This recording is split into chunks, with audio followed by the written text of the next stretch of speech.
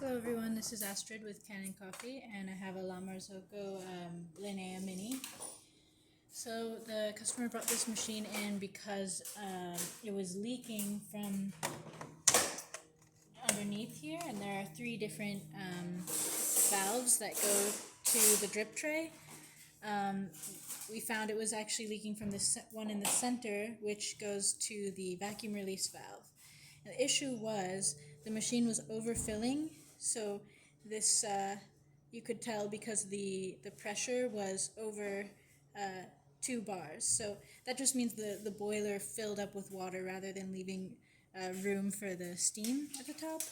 And when it did that, water came from that valve on the boiler down into this drip tray. So anytime the machine was turned on, the pump would turn on, pump water into the boiler, and it would come out into this tray. So what I did was I cleaned the water level probe, and then I reinstalled it and ran some descaler through the boilers, both the brew boiler and the steam boiler. And that seemed to solve the problem. I also noticed there was just a really slight leak coming from the group head. That's probably just because of the brew solenoid valve maybe wasn't closing 100%, and that's likely because of some scale buildup. So those issues are actually related.